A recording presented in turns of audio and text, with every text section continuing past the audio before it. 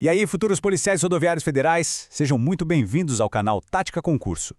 Esta é a nossa aula 7, parte 4 de Direito Administrativo para PRF. E hoje o tema é um clássico de prova, daqueles que separam os preparados dos desatentos. Regime estatutário contra seletista. A missão é simples: dominar essa diferença para não cair em nenhuma armadilha da banca e garantir aqueles pontos que fazem toda a diferença. Então vamos ao que interessa. Nosso plano de batalha de hoje é esse aí, direto ao ponto. A gente começa com uma introdução tática, depois mergulha de cabeça no regime estatutário, que é o coração da PRF. Na sequência, a gente entende o contraste com o regime seletista. Aí vem o grande duelo, com os pontos-chave. Depois, a parte mais importante, as pegadinhas da banca. E para fechar, um resumo tático, para não esquecer mais. Bora começar? Vamos começar com um grande objetivo, o sonho de quem estuda para PRF. O regime estatutário. É ele que vai reger a sua carreira. É o seu futuro. Entender como ele funciona não é só importante, é fundamental. É esse regime que cria aquele vínculo forte e permanente com o Estado. Então vamos lá. O ponto central é este aqui. Ser estatutário não é um emprego comum, com um contrato de trabalho. É muito mais que isso. É um conjunto de regras que está numa lei, e no nosso caso, a federal, é a famosa Lei 8.112 de 90. Essa lei cria uma relação de direito público, ou seja, não é um acordo de igual para igual.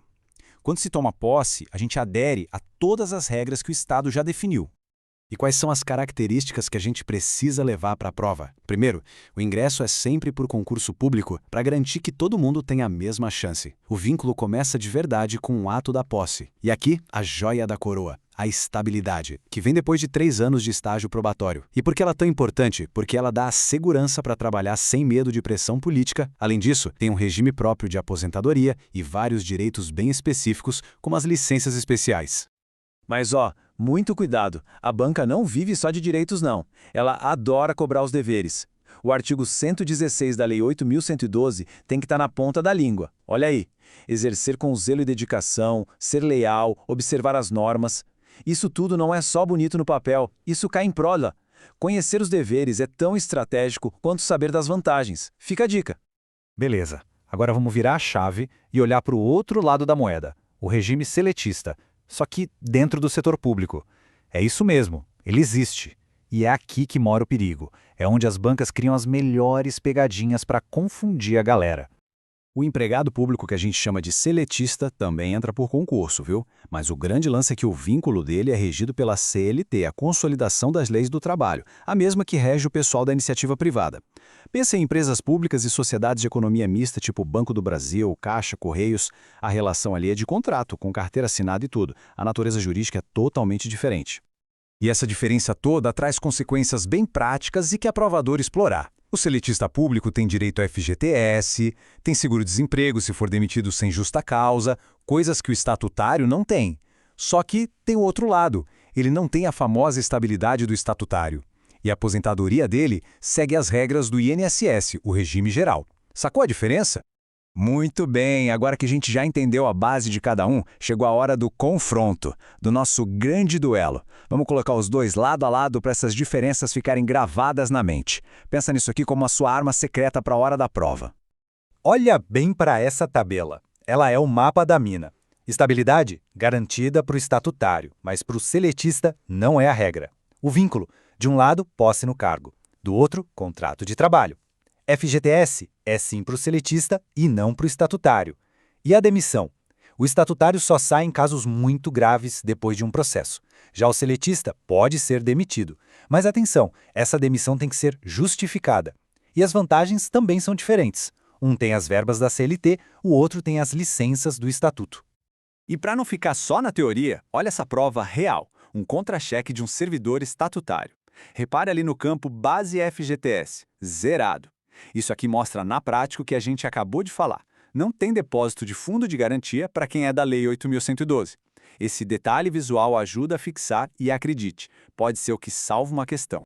Certo, agora modo alerta ativado. Chegamos na parte mais tática, mais crucial da nossa aula, as pegadinhas da banca. Saber a matéria é uma coisa, agora saber como o examinador tenta te enganar, isso é outro nível. Vamos desarmar essas bombas. Primeira armadilha na tela. Lê com calma. Pensa bem. A banca joga essa afirmação, que soa tão bem, tão correta. Todos os agentes públicos concursados possuem estabilidade. Certo ou errado? Pensa aí. A resposta está numa palavrinha. Errado. Clássica pegadinha da generalização.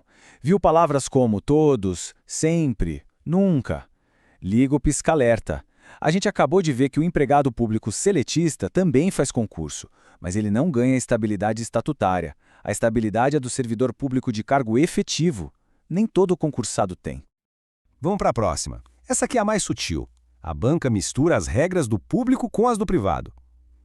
Um empregado de uma estatal, que é CLT, pode ser mandado embora sem qualquer justificativa, igual numa empresa privada?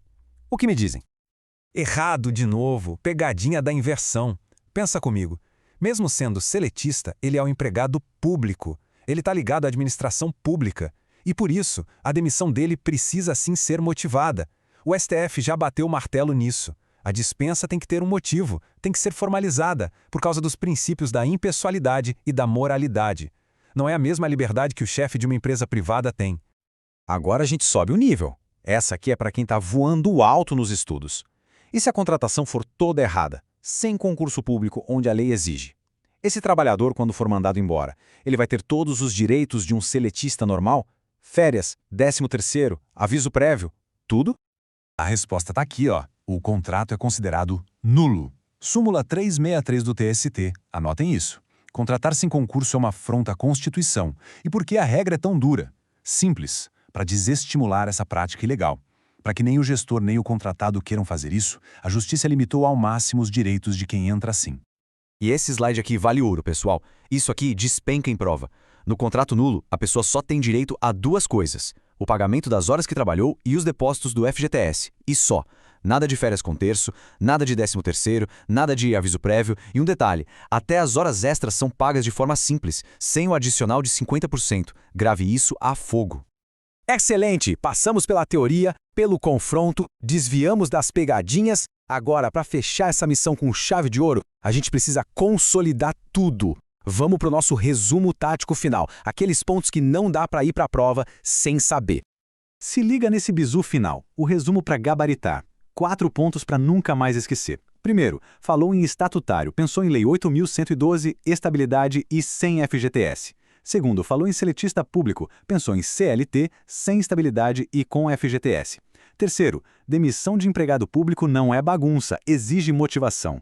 E quarto, o contrato nulo, aquele sem concurso, só dá direito ao saldo de salário e aos depósitos de FGTS. Com esses 4 pontos, 90% das questões sobre o tema já estão no bolso. E para fechar, vamos refletir um pouco. Agora que as regras do jogo estão bem claras, com as vantagens e desvantagens de cada um, qual regime parece mais interessante para construir uma carreira sólida no serviço público? Para quem está focado na PRF, a resposta parece óbvia, né? Mas essa análise completa dá uma visão muito mais ampla de como o serviço público no Brasil funciona. Curtiu essa aula tática? Se ela ajudou a organizar as ideias, então deixa o seu like, se inscreve aqui no canal e já aciona o sininho para não perder as próximas aulas. E faz o seguinte, compartilha com aquele amigo ou amiga que também está na pegada dos estudos. Envia este vídeo para ele agora. Lembrem-se, juntos somos mais fortes. Até a próxima aula, a de número 08. E bons estudos!